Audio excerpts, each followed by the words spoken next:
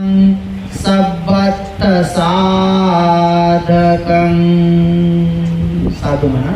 साधू साधू साधू. अजून एक सूचना थोडक्यात अशी आहे की दिल्याने मनुष्याचा जन्म प्राप्त होतो.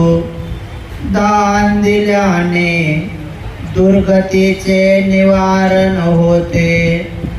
दान दिल्याने स्वर्गाची शिडी प्राप्त होते. दान दिल्याने सर्व काही निब्बाण सुखासह प्राप्त होते. हे सत्य आहे, सत्य आहे, सत्य आहे. हे जे सत्य तथागताने सांगितले आहे त्या तथागताला, त्या तथागताच्या सद्धम्माला, त्या तथागताच्या श्रावक संघाला त्रिवार अभिवादन करतो, त्रिवार नमन करतो, त्रिवार प्रणाम करतो. साधू.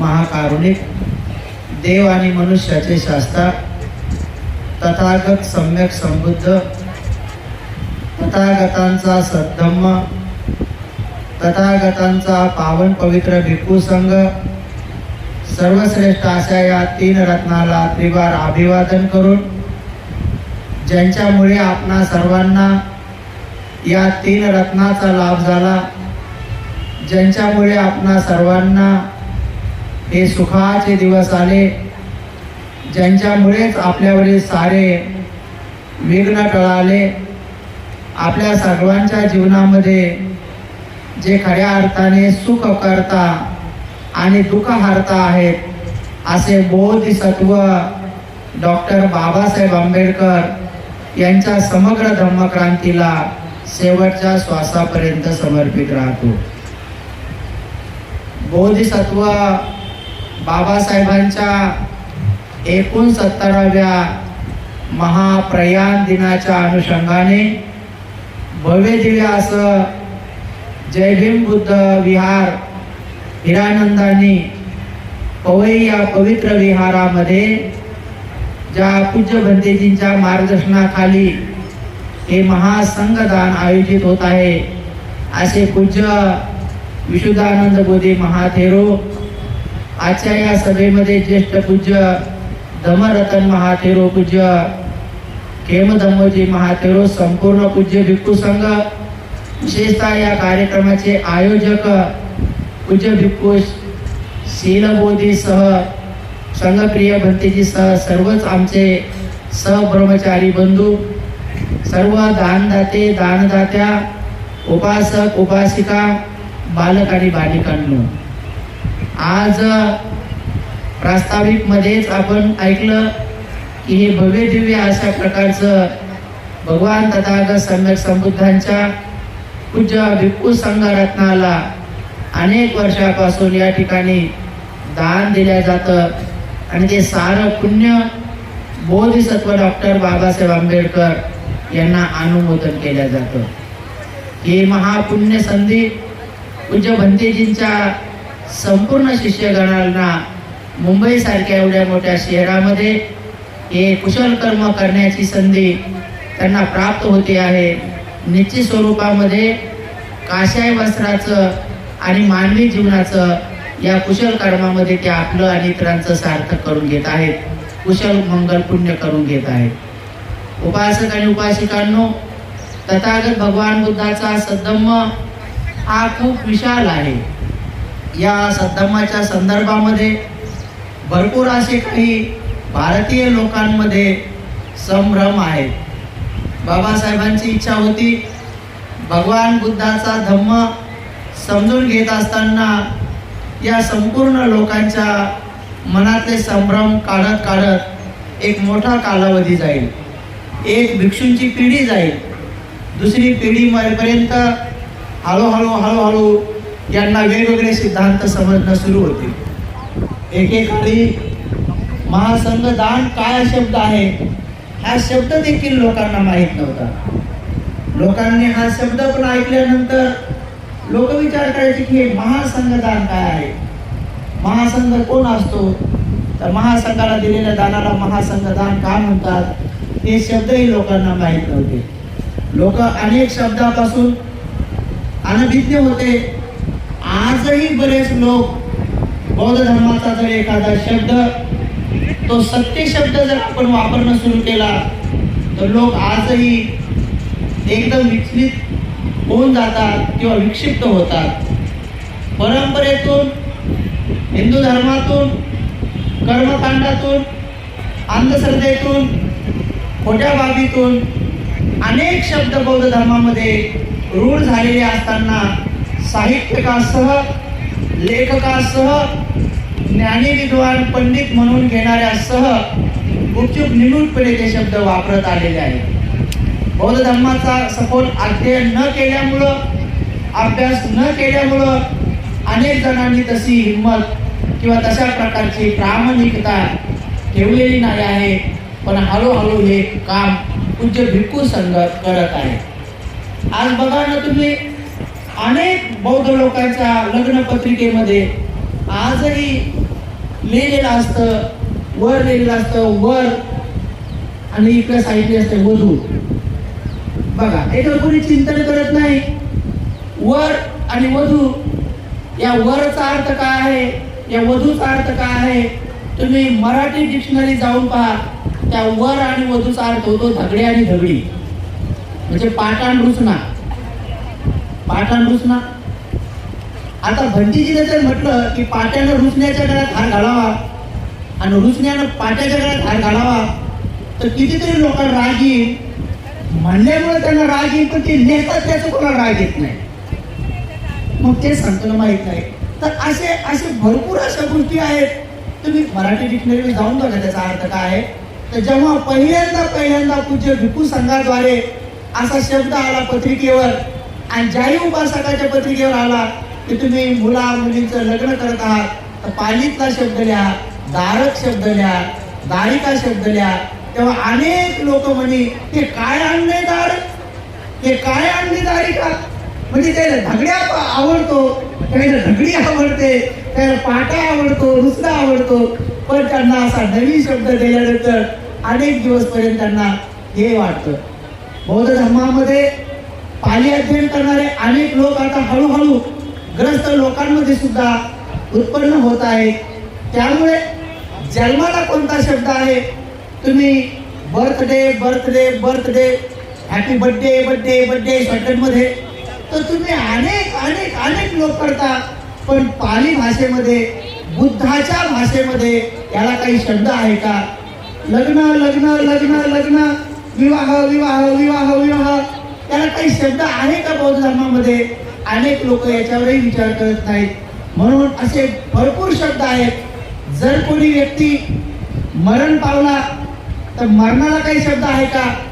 तर जसं ज्या धर्मातून बाबासाहेबांनी आपल्याला बाहेर काढलं, अक्षरशः 22 प्रतिज्ञा म्हणत असताना बाबासाहेब जेव्हा ही प्रतिज्ञा म्हणण्यासाठी आले तेव्हा बाबासाहेबांचा कंठ दाटून आला होता. बाबासाहेब रडत होते जेव्हा ते म्हटले, माझ्या जुन्या मनुष्य मात्राच्या उत्कर्षाला हानिकारक असणाऱ्या मनुष्य मात्राला असमान आणि नीच मानणाऱ्या हिंदू धर्माचा मी त्याग करतो आणि बौद्ध धर्माचा स्वीकार करतो, असं म्हणताना बाबासाहेबांचा कंठ दाटून आला. आणि बाबासाहेब म्हटले, सुटलो बा मी नरकातून. काय म्हटले बाबासाहेब? नरकाची उपमा दिली बाबासाहेबांनी. ज्या धर्माला नरकाची उपमा दिली आहे त्या धर्मामध्ये अनेक शब्द, नरका समानचे शब्द अनेक लोक आजही वापरत आहेत आणि आजही त्याच्यावर अनेक लोकांचं लक्ष नाही आहे. उपासक आणि उपासिकांनो, तीच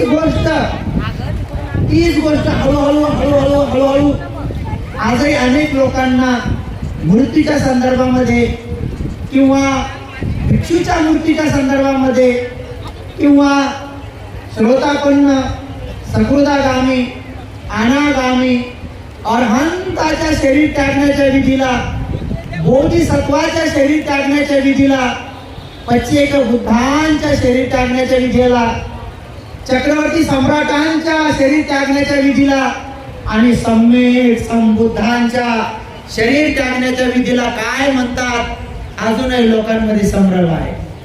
अजूनही लोकांमध्ये याच्यामध्ये अभ्यास नाही आहे. अनेक वर्षापासून जो शब्द प्रचलित आला, तो शब्द एकदा सुरू झाला, तो कोण सुरू केला, कशामुळे सुरू केला, का बरं सुरू केला, कोणत्या अंगाने सुरू केला, तो एकदा प्रचलित सुरू झाला तसा सुरू राहतो. आणि मग कालांतरानंतर तो जेव्हा सत्य स्वरूपामध्ये आपल्या पुढे येतो तेव्हा अनेक लोकांना संभ्रम निर्माण होतो. म्हणून 30 मिनिटामध्ये मला थोडं काही सांगायचं आहे. त्यातले 5-10 मिनिटं मी या विषयासाठी घेणार आहे. नंतर मग बाकीचे 1-2 विषय मी थोडासा सांगेन. हा विषय हाताळणं अत्यंत आवश्यक आहे. एवढा मोठा पूज्य भिक्खू संघ आहे.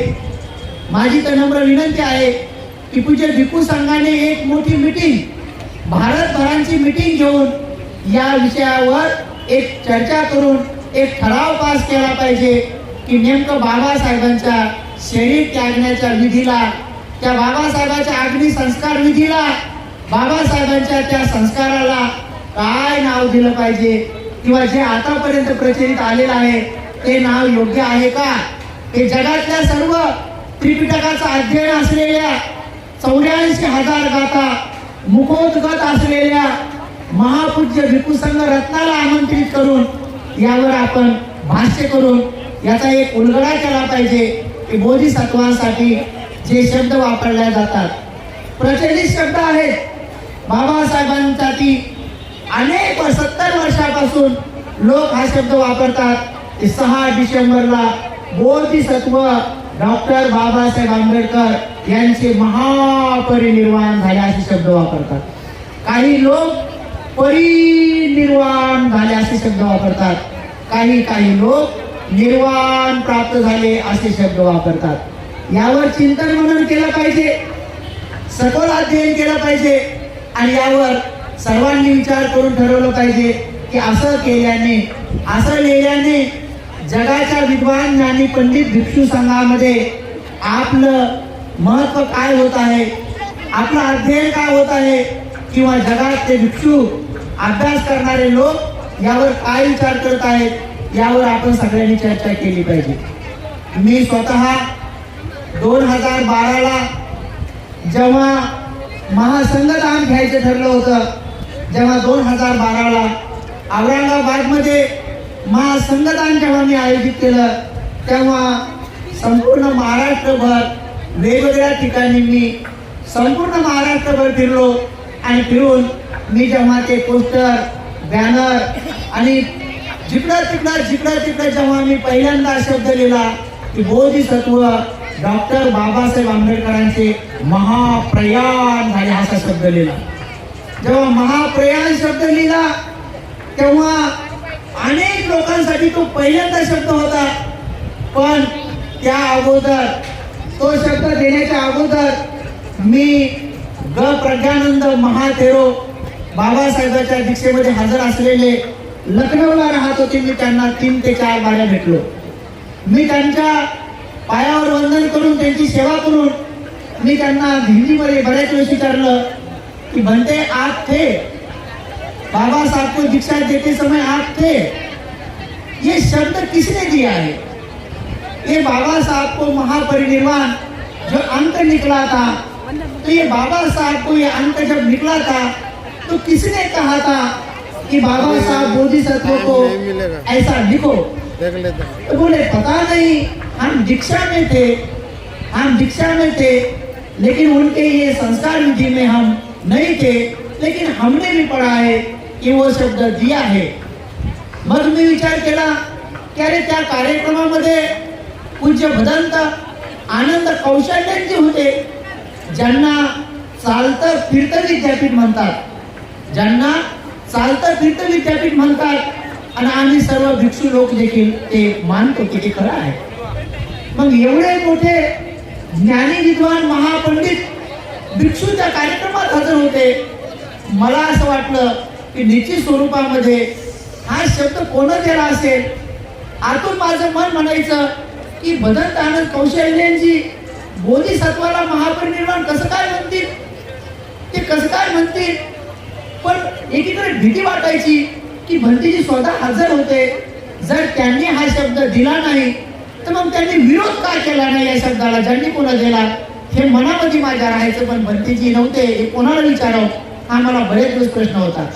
मग मी बँगलोरला एकदा गेलो काही मोठ्या मोठ्या लोकांसोबत, तेव्हा माझी भेट आणि सेवा करण्याची संधी मला भदंत बडा भंतेजी बुद्ध रक्षिता जे बाबासाहेबांसोबत 6व्या संगीतीला हजर होते त्यांच्यासोबत माझी भेट झाली. जेव्हा मी त्यांची सेवा केली, त्यांना वंदन केलं, तेव्हा त्यांना पण मी विचारलं कि भंते हमने सुना है कि आप बाबा साहब के साथ साथ छठी संगीती में थे. बोलते हाँ. तो बाबा साहब के वो शरीर त्यागने की विधि को महापरिनिर्वाण लिखा जाता है, क्या ये शब्द आपने दिया है? तो बोलते नहीं नहीं, ये तो हमने नहीं दिया है. तो फिर किसने दिया है? तो बोले उचित है क्या? उचित तो नहीं है, उचित तो नहीं है. तो फिर क्या है, कौन सा उचित है, क्या है? तो बोले ये भिक्षु संघ ने इसके ऊपर बैठकर सभी जगत के विद्वानों को पूछकर इसके बारे में चर्चा करनी चाहिए. मी त्यांना सांगितलं की मी हा शब्द माझ्या वाचण्यात आलेला आहे आणि हा खूप ठिकाणी आहे. हा शब्द मी बाबासाहेबांच्या 6 डिसेंबरच्या संघदानासाठी वापरणार आहे. आपको कैसा लगता है? बोले उचित ही लगता है. त्यानंतर मी गोयंका गुरुजींना 4 वेळेस भेटलो. पूज्य गोयंका गुरुजींना 4 वेळेस भेटलो. त्यामध्ये एकदा मात्र 2 डिसेंबर 2012ला मी त्यांच्यासोबत 1 ते सव्वा घंटा माझी त्यांची मीटिंग झाली, चर्चा झाली. त्याचे साक्षीदार धांडे सर, गौतम गायकवाड, पूज्य गुणानंद आदिगु, तेव्हा आताचे आचार्य जे महानागरत्न आहेत तेव्हा ते भिक्षू होते, ते आम्ही 4-5 जण त्या मीटिंग मध्ये होतो. पण मी आणि गुरुजीच बोलत होतो. तेव्हा मी गुरुजीला सुद्धा आमंत्रित केलं कि गुरुजी, मैं औरंगाबाद में एक महासंघदान का आयोजन किया है, वो पुण्य मुझे बाबा साहब को अर्पित करना है. क्या मैं बाबा साहब के उस दिन को महाप्रयाण मैंने लिखा है, मैंने महापरिनिर्वाण नहीं लिखा है, क्या ये उचित है? तो गुरुजी ने कहा बिल्कुल उचित है बंदे, अच्छा ही किया, आपने सही शब्द दिया. बोधिसत्व का महापरिनिर्वाण नहीं होता है. त्यानंतर मी हीच गोष्ट पूज्य भदंत आमचे सदानंदजी महास्थवीर ऑल इंडिया भिक्खू संघाचे अध्यक्ष जेव्हा ते होते, त्यांच्यासह भारतातल्या 400-500 देश विदेशातल्या अनेक भिक्षूंना तिथं आमंत्रित केलं आणि त्या ठिकाणी जिकडं तिकडं मोठ्या अक्षरात महाप्रयाण शब्द लिहिला. कोण्याही भंतीजींनी त्या महाप्रयाण शब्दाला थोडाही विरोध नाही केला, कारण बरेच भिक्षू अभ्यास करू लागले आणि अभ्यास करता सगळ्यांच्या हे लक्षात आलं. आज एक सगळे भिक्षू ही गोष्ट मान्य करतात, अभ्यासक सगळे भंतीजी ही गोष्ट मान्य करतात की बोधिसत्वाचं महापरिनिर्वाण होत नसतं. महापरिनिर्वाण जे होतं ते फक्त तथागतांचं होतं. महापरिनिर्वाण शब्द हा फक्त तथागतांसाठी, भगवान बुद्धांसाठी, सम्यक संबुद्धांसाठीच वापरला जातो. इथपर्यंत मात्र आम्ही सगळे एक मताचे आहोत की महापरिनिर्वाण फक्त भगवान बुद्धाचंच होतं. दुसरे पण आम्ही एक मताचे आहोत. आम्ही सारे भंतीजी ह्याही मताचे आहोत की जर मग महापरिनिर्वाण हे फक्त भगवान बुद्धाचंच होत आहे, हे जर आम्ही सगळे एक मताचे आहोत, तर पुन्हा आम्ही या मताचे आहोत की बाबासाहेब काही सम्यक संबुद्ध नाही आहेत. बाबासाहेब सम्यक संबुद्ध नाही आहेत. बाबासाहेब बोधिसत्व आहेत. ही होईल बिकम बुद्ध की भावी बुद्ध आहे, त्याबद्दल आम्हाला कणभर शंका नाही आणि ती नसायलाही पाहिजे. ते भविष्यातले बुद्ध आहेत आणि बुद्ध आणि त्याच्या धर्मग्रंथामध्ये बोधिसत्वाची व्याख्या त्यांनी दिलेली आहे. जे सत्व बुद्धत्वाच्या दिशेनं वाटचाल करतं त्या सत्वाला बोधिसत्व असं म्हणतात, असं बाबासाहेबांनी बुद्धाने त्याच्या धर्मग्रंथात लिहिलेलं आहे. म्हणून उपासक आणि उपासिकांनो, जेव्हा हे असे शब्द येणं सुरू होतात तेव्हा अनेक लोकांमध्ये कधी संभ्रम निर्माण होतो. म्हणून उपासक उपासिकांनो, महापरिनिर्वाण हा शब्द केवळ तथागतांसाठी वापरला जातो. परिनिर्वाण शब्दाचा अर्थ बाबासाहेबांनी स्वतः दिलेला आहे. परिनिर्वाण शब्दाचा अर्थ बाबासाहेब म्हणतात, परिनिर्वाण म्हणजे विझणे.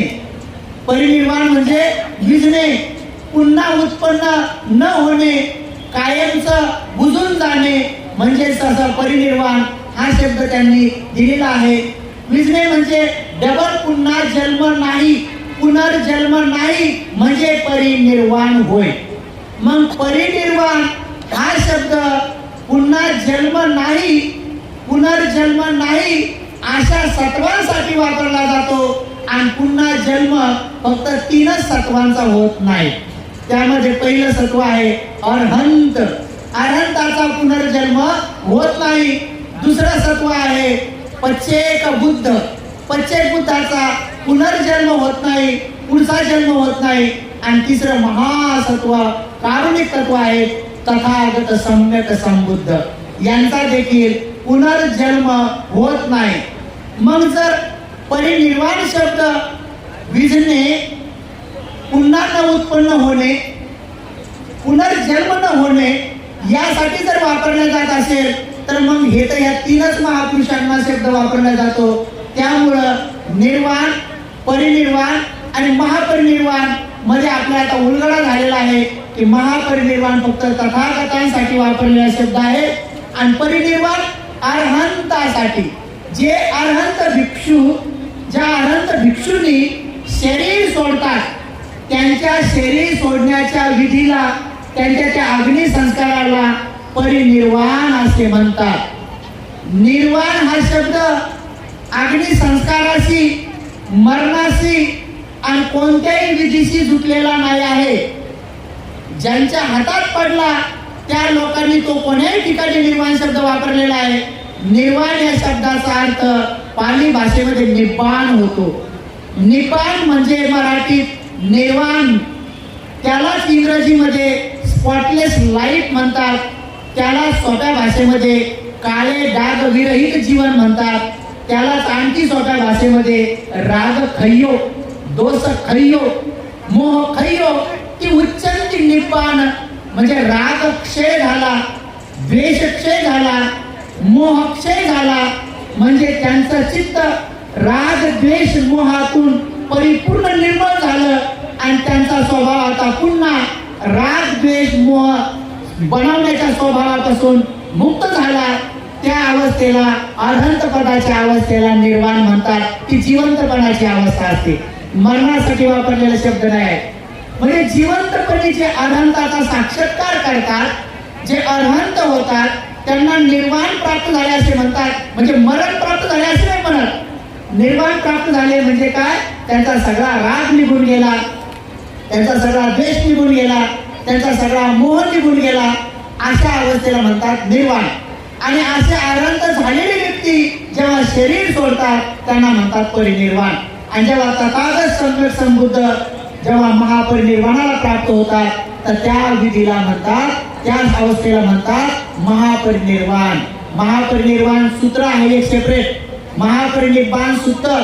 म्हणून महापरिनिर्वाण कशाला म्हणायचं हे जगातल्या कोणत्याही भिक्षूंना, चक्रवर्ती सम्राटाला, अरहंताला, कोणत्याही त्रिपिटकाचार्यांना, कोणत्याही सद्ग्रस्ताला, देवाला, माराला, ब्रह्माला कोणाला अधिकार नाही. ते तथागताने सांगून ठेवलेला आहे महापरिनिर्वाण सूत्रामध्ये की महापरिनिर्वाण सूत्र कोणासाठी, शब्द कोणासाठी वापरला पाहिजे. आपल्याकडे अनेक लोक आहेत. मी काल एका ठिकाणी एका व्हिडिओवर कमेंट पाहिलं, एका व्यक्तीने कमेंट केलं की आम्ही बुद्धापेक्षाही जास्त बाबासाहेबाला मानतो. पहा काही भाषा भाई, ये तो बड़ी बात है. तिथं काय कमेंट आहे, बुद्ध तो क्या, असे तिथं शब्द आहे, बुद्ध क्या चीज है, हम बुद्ध से बढ़कर बाबा को मानते. बाबासाहेब असते याला असे झोडपला असते का, धरून 2-4 खाली आता चांगलं टेंबूर आणला असते एका पाठवण तिथं. तो भाई ये तुम्हारी बुद्धि है, ये तुम्हारी बुद्धि है. तुम किसको किससे बढ़कर क्या मानोगे, क्या तुम बुद्ध हो? तर बुद्ध काय म्हणतात, हा धम्म बुद्धाचा आहे, हा धम्म बुद्धाचा आहे, हा धम्म अनंताचा नाही आहे, हा धम्म बोधिसत्वांचा नाही आहे, हा धम्म चक्रवर्ती सम्राटाचा नाही आहे, हा मार देवांचा नाही आहे, ब्रह्माचा नाही आहे, हा चक्राचा नाही आहे, हा धम्म तथागत भगवान बुद्धाचा आहे. तर तथागत भगवान बुद्धांनी प्रत्येक गोष्टीचं डिटेल असं विश्लेषण केलेलं आहे, एकही गोष्ट सोडली नाही आणि एकही गोष्ट आपल्याला जास्त टाकायची गरज नाही. म्हणून भगवंताचा धर्म केवळ परिपूर्ण, केवळ परिशुद्धम, तो एवढा शुद्ध आहे की आता तिच्यामध्ये काही अशुद्ध नाही की जेणेकरून तुम्ही तिच्यातून काढलं पाहिजे. तिच्यामध्ये आता काही कमी नाही की तिच्यामध्ये तुम्ही जास्तीत टाकलं पाहिजे. तो परिपूर्ण आहे. म्हणून अनेक लोक व्हॉट्सअप विद्यापीठाचे विद्यार्थी आहेत, फेसबुक युनिव्हर्सिटीचे स्टुडंट आहेत, तर हे व्हॉट्सअपचे विद्यार्थी, हे फेसबुकचे विद्यार्थी, इंस्टाग्राम ट्विटरचे विद्यार्थी, हे इकड तिकडच्या ज्या काही मेसेज आणि गोष्टी आहेत त्या इकडे तिकडे व्हायरल करतात, खाली बाबासाहेबांचं बुद्धाचं नाव टाकून देतात. यांना यांची टर करायची असते. म्हणून आपल्या समाजात कलेक्टर भरपूर झालेले आहेत. कलेक्टर म्हणजे प्री परीक्षा, मेन परीक्षा, ओरल परीक्षा UPSCची देऊन पास झालेले कलेक्टर वेगळे, ते कलेक्टर वेगळे, पण हे व्हॉट्सअप फेसबुकचे कलेक्टर वेगळे. म्हणजे कुठूनही कलेक्ट करायचं आणि त्याची टर करून द्यायची त्यात नाही कलेक्टर. असे कलेक्टरांची संख्या खूप जास्त झाली कारणानं ते मात्र कुठूनही कसंही कलेक्ट करतात आणि काही टर करून देतात. म्हणून अशा लोकांपासून थोडं सावध राहिलं पाहिजे.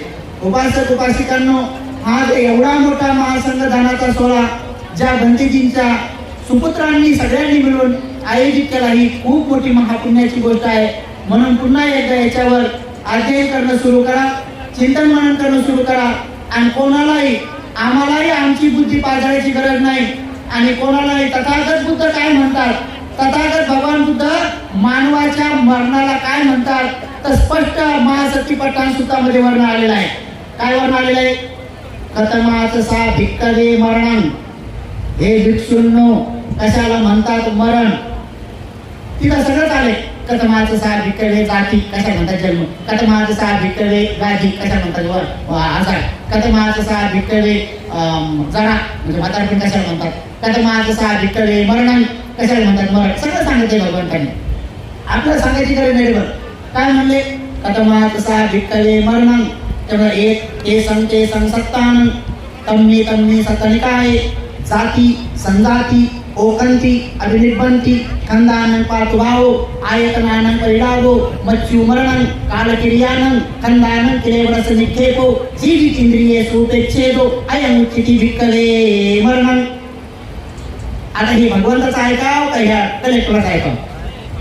तर भगवानने काय इथे एवढे शब्द दिले त्यांनी मरणाला, एवढे शब्द दिलेत मरणाला. मच्चू मरणं कालकिरियानं खंदानं किलेवरस निक्षेपो जीवितींद्रियेषु उपेच्छेदो अयं उच्यते भिक्खवे मरणं. त्याला म्हणतात मरण. आता ते लय मोठा विषय आहे, जास्त पण नाही सांगत, वर पटपट सांगतो. कधीतरी ज्ञान सत्यशोधक युट्यूब चॅनलला याची सविस्तर माहिती देईन तुम्हाला.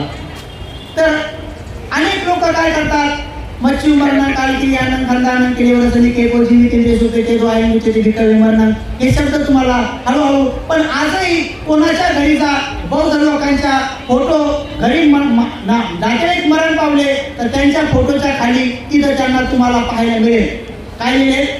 आमचे टंकोजी ढमकोजी बौद्धवासी असं लिहितात. आता आला शब्द याच्यात उदाहरण म्हणलं काय तुम्ही बौद्धवासी लिहा म्हणून, तर ज्यांच्या हाती शब्द पडतात फोटोच्या खाली लिहितात आमचे टंकोजी ढमकोजी बुद्धवासी.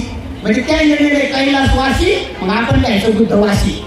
आता काही दिवसाला लिहितील भीमवासी आणि कोणी लिहितील रामजी बाबावासी, मग कोणी लिहितील मी रात्यावासी, मी रात्याच्या शेजारी गेली, नाही तर मग सावित्रीबाई वासी. आता लिहिलं काय सांगावं याचं काय हुकी यायला हुकी आली तर काय लिहितील तर बाई कोई नाही बुद्धवासी, कोई नाही भीमवासी, कोई नाही सावित्रीबाईवासी. हे शब्द काय झालाय? बुद्ध काय कहते? बुद्ध मरण को काय कहते? तर मरण लिहायला काय अवघड आहे? बुद्ध म्हणतात त्याला मरण लिहा, नाही तर मृत्यू लिहा, नाही तर कालवस लिहा, जर दिवंगतल्या त्याचा खंड विकसित झालेल्या किंवा आता त्या व्यक्ती निर्धनल्या अशी सरळ सरळ सरळ शब्द तिथे आलेले आहेत सोप्या भाषेमध्ये. पण अनेक लोक लिहितात नाही बुद्धवासी, त्याला असं वाटतं की बुद्धवासी लिहिल्यानं आमचा पाहुणा लगे बुद्धाच्या शेजारी जाऊन बसला, इकडं रट्टावून दारू केला, असा दारू केला पिऊन पिऊन गेला आणि तिथं लगे बुद्धाच्या शेजारी जाऊन बसला. पण इथं लोकांना अजून पंचशील घेता येईना, पंचशील घेता येत नाही. आम्ही म्हणतो डोळे लावा डोळे लावा, ते मिठी मिठी उघडे ठेवतात. का उघडे ठेवतात काय माहित नाही, त्याला ते भंतीची गड्यातलं तोडून पडतात काय काय. पण आम्हाला असं वाटतं का म्हणता म्हणता कमी तुम्ही सील पालन करावी बसल्या बसल्या, म्हणून आम्ही म्हणतो म्हणा डोळे लाव तर डोळे उघडे ठेवतात. मग आम्ही म्हणतो नमो तस्स याचे डोळे उघडे असतात. आमचं सुरू आहे नमो तस्स आणि त्याचं ये नाव बसला विठ्ठल बघा, म्हणजे गेलं नमो तस्स माझं नामचं सुरू आहे बुद्धं शरणं गच्छामि आणि त्याच चाललंय गळ्यात टिकवलं घेतो मायाच्या कानात हिरो पचक पडलं मग फिरवत म्हणजे बघा, म्हणजे आपलं चाललंय इकडे बुद्धं शरणं गच्छामि आणि त्याची चाललंय सोन्याची चर्चा. आणि त्याच्या पुढं आमचं चाललंय द्वितीय MP, आमचं चाललंय द्वितीय MP आणि त्यांचं चाललंय एकटी झाली का सासू सांग नाही आले त्यामुळे माय मी सासू कोरोनात मी कधी मिळेल मी तर नाही माय बघा म्हणजे यायची बाळ म्हणजे इकडं द्वितीय MP तर MP गेलं बाजूला. त्याच्यानंतर भंतीची म्हणतात पाना ती पाता वेरमणी. आता अनेक पुस्तकात या शब्दाच्या चूक लिहिलेल्या आहे. पंचशील आणि वंदनेचे पुस्तक हजारो पुस्तक चुकीची छापलेले आहे, हजारो. ते छापले चुकीचे म्हणून पाठ केले चुकीचे. आता तो शब्द कुठं तुटतो, त्याचा अर्थ काय होतो, पाना ती पाता वेरमणी शिक्षापदं समाधियामि. हा शब्द म्हणता पण येत नाही अनेक लोकांना. खेड्यापाड्यात आम्ही म्हणतो पाना ती पाता वेरमणी आणि खेड्यातल्या महिला म्हणतात पाण्यात पाहता येड्यावानी शिक्षापद. आता बघा, आता पाण्यात पाहता येड्यावानी जर म्हणलं किती वेळपर्यंत जर म्हणलं पौरक जरी म्हणत राहिलं याचा काय अर्थ कळणार आहे का, याचा काही लाभ होणार आहे का. म्हणून कोणता शब्द कधी म्हणाव, काय म्हणाव, कोणत्या अर्थानं म्हणाव, कशासाठी म्हणाव हेही अजून माहीत नाही आहे. पंचशीलाची बघा आता 70 वर्षे झाले, 70 वर्षामध्ये जर आज पंचशील घेण्यात आणि देण्यात जर चूक काढली तर किती मोठा भ्रम आहे. 70 वर्षाचं ही चूक काढली तर तुम्ही सगळेजण काही मोजके लोक सोडले तर दुसरं सील तुम्ही आजही असं म्हणता आणि अनेक भिक्षू लोक दुसरं सील देताना आजही असं देतात. तसं आदिन्न दाना वेरमणी चूक आहे, चूक आहे. कोणाची चूक नाही काढायची, इथं काही बघायची नाही मारत बसायची, इथं काही काढायची चूक आहे तो चूक आहे. आधी न नाही, आधी ना आहे, नला काना आहे. आता हे तुम्हाला ब्लॅकबोर्डवर लिहून शिकवा लागेल. 70 वर्षामध्ये सगळ्याच्या तोंडात हेच पडलंय. मग आता असं म्हणायचं का जाऊ द्या ना बनतेजी ते तोंडात पडले तर म्हणून त्यांना आधी ना मध्ये काय फरक होतोय पहा. काही त्याचं म्हणणं असेल अरे बाबा न आणि ना मध्ये खूप फरक आहे, खूप मोठा फरक आहे. कसा आहे, एक वाक्य घ्या, मी चोरी करणार नाही कॉमा केल्यास फाशीची शिक्षा द्यावी फुल स्टॉप.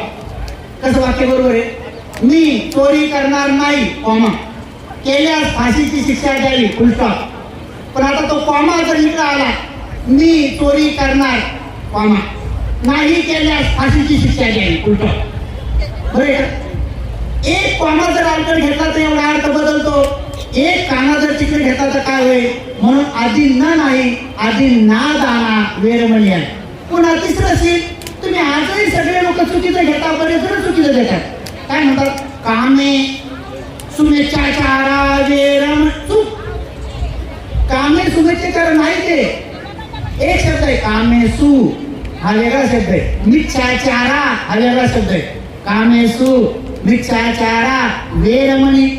कामे शुभेच्छाचार म्हणजे त्याचा अर्थ वेगळा होतो. म्हणजे काम वासनेपासून अलिप्त राहण्याचं मी आचरण करतो असं त्याचा अर्थ आहे. आणि तुम्ही काय म्हणतात, कामे शुभेच्छाचारा चांगलं वागण्यापासून दूर राहण्याचा विचार करतो. बा म्हणा 70 वर्षापासून तर बाई गडबड होऊ नये जगावर. आता एका ठिकाणी एक माणूस दारू प्याला, दारू फुल प्याला, पोटात दारू आणि दारू पोटात आणि भंतीजीच्या पाठीमागं म्हणतोय. काय म्हणतोय, सुरा मेरय मज्ज. त्याच्या पोटात दारू त्याला अर्थ कळत नाही की काय काढतो. सुरा मेरा यमज पमात ठाणा आणि बाकीचं भंतेजी तुम्हीच म्हणा म्हणजे पुढचं त्याला त्याचा दमच घ्या तिथून म्हणलं काय पमात ठाणा पुढचं तुम्हीच म्हणा म्हणजे. तर अजून जर आपल्याला याचे अर्थ जर कळू नाही लागले तर कसं होईल. म्हणून उपासक आणि उपासिकांनो आजच्या प्रसंगी तुम्हाला ते सांगतो की आपल्याला 25 जरी भरपूर पाठ झालं तर त्याचा अर्थ जाणा आणि त्या अर्थानुसार वागणं सुरू करा आणि मग बघा आपल्याला भगवान बुद्धाच्या धम्माचा तुरंत लाभ होतो की नाही. कोणता स्वाख्यातो भगवता धम्मो जो स्वाख्या संदिग्धिको अकालिको तो लगेच तुम्हाला फळ देतो. यथा भासी तथाकारी तथाकारी यथा भासी जसा बोले तसा चाले त्याची वंदावी पाऊले. हे शब्द कुठून घेते इथून घेते तथागतातून. आणि म्हणून उपासक उपासिकांनो आपण जसं बोलतो तसं आपण वागलं पाहिजे, जसं वागतो तसं आपण बोललं पाहिजे. हे तथागताच्या संदर्भातच हे वाक्य खरं ठरू शकतं. म्हणून आपण नित्यनियमाने सत्कर्म कुशल कर्म पुण्यकर्म करत असताना छोटे छोटे शब्द अनेक ठिकाणी दिल्या गेलेले आहेत तर त्या आपण हळूहळू कमी कमी करत गेला पाहिजे. आपल्याला हिंदू धर्माचा पगडा आहे, हिंदू धर्माचे शब्द आहेत. बघा आजही आपण डोक्याच्या टिकलीला आणि डोक्याच्या कुकाला टिकली आणि कुकू म्हणत नाहीत. अजूनही म्हणतो सौभाग्याचं लेणं. कितीतरी महिला काय म्हणतात पती पती पती. कोणाच्या डोक्याला टिकली नाही दिसली म्हणतात नवरा नाही लागताय. म्हणजे टिकली दिसली तर नवरा आहे घरी असं त्याचा अर्थ, नसली तर मेला. आता मुसलमान मावल्यांना इकडे बी टिकल्या नाही, त्यांचे सगळ्याचे नवरे नेले, त्यांचे बी आहेत बिचाऱ्यांचे. तर ख्रिश्चन महिला सुद्धा नाही, ज्या त्यांच्या बौद्ध स्त्रियांना बी नाही. हे महाराष्ट्रामध्येच का कुकू आणलं, काय त्यांच्या कपड्याला हे टिकल्या लावल्या आणि काय त्यांना म्हणतात पती पती पती. आमचं असं म्हणणं आहे की तुम्ही पतीला पती म्हणा आणि टिकलीला टिकली म्हणा, नाही तर मग नवऱ्याला तर टिकली म्हणा. म्हणजे माहेरी गेला बाई एकटी झाली का टिकली संघ आली. एक बाई तोंड धुता धुता टिकली पडली पाण्यात, मग पडला नवरा पाण्यात. काही काही मला आंघोळी गेल्यावर टिकली भीती लावतात, मग नवराचीच कळला का टिकली चिटकवली. म्हणून टिकलीला टिकली म्हणा ना, कशाला हिंदू धर्माची पकड ठेवता. लावायची लावा पण ते टिकली म्हणा, नवरा म्हणू नका. ती नसली तरी काही टेन्शन घ्यायची गरज नाही. टिकली काल म्हणजे नवरा पटकन बोलताय असं काही डोक्यात आणू नका. गळ्यातल्या मणिमंगळसूत्राला अनेक महिला म्हणतात सौभाग्याचं लेणं. आणि नवरा बिमार पडण्याचे शेजारनीकडे पैसे लागतात. नाही पैसे द्या ना, ते बिमार आहेत. ती म्हणती मणिमंगळसूत्र लिख ना. मणिमंगळसूत्र म्हणजे जन्माचं जोडी खरा जोडी चालला इकडं, खरा जोडी चालला. तर काय समजतं बाईला, काय समजतं बाईला खरा जोडी म्हणा मणिमंगळसूत्र म्हणा. म्हणून ह्याच्या इतक्या खोट्या खोट्या गोष्टी आपल्यामध्ये रूढ झाल्यात. त्या खोट्या खोट्या गोष्टी ज्या आहेत त्या खऱ्या खऱ्या करा. सरळ सरळ आपल्याला जे उलट उलट झालेलं आहे ते सरळ सरळ केलं तर बौद्ध धर्म समजायला काही सोपा अवघड नाही. धम्माचे संस्कार जे आहेत ते धम्माचे संस्कार आपल्या जीवनामध्ये टाका, म्हणजे मग तुमचं जीवन सुखमय झाल्याशिवाय राहणार नाही. आजही खूप अशा गोष्टी आहेत. बघा एका ठिकाणी मला बर्थडेला गेलं, पोराचा बर्थडे, पोरग 1 वर्षाचं आणि केक त्याच्या वाजवा एवढा आणि मेणबत्ती भरी 5 किलोची अशी एवढी मोठी. आणि मला म्हणे भंतेजी ते मेणबत्ती कुठं लावू. मी म्हटलं केक सोडून कुठं लावा. तर ते म्हणे नाही नाही नाही नाही केकवरच लावा लागते. म्हणलं मग लावा. लावली तर केकवर पकडून पकडून पडून आली.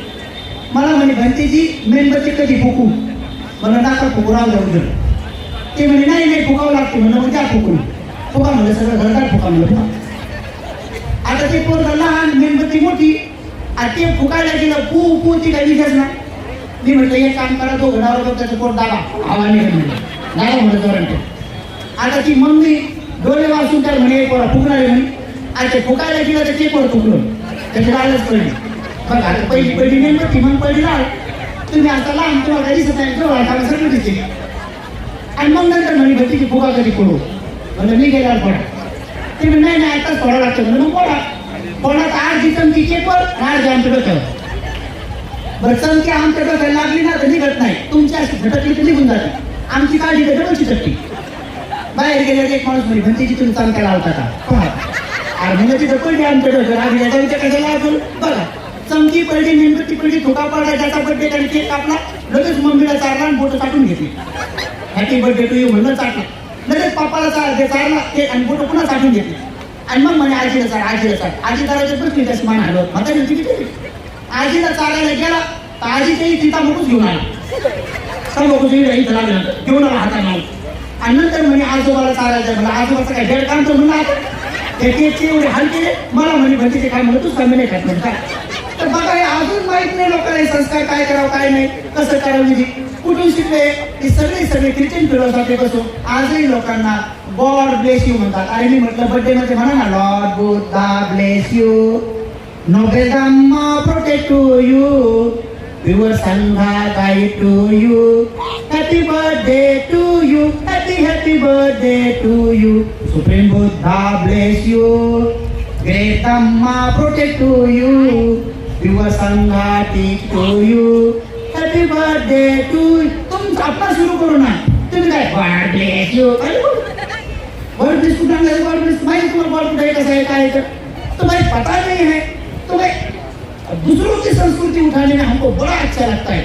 आपली संस्कृती सुरू झाली तर त्यांना ऐकू वाटत नाही आपली संस्कृती सुरू झाली. Triple gems best to you एक जण मला म्हणजे की ट्रिपल जेम्स काय हो मला गॉड काय हो म्हणजे काय असो पण गॉड बरं आहे तर समजत नाही अजून अनेक लोकांना. आणि म्हणून तुम्ही हळूहळू एका लग्नात गेलो हा एक मिनिट बरं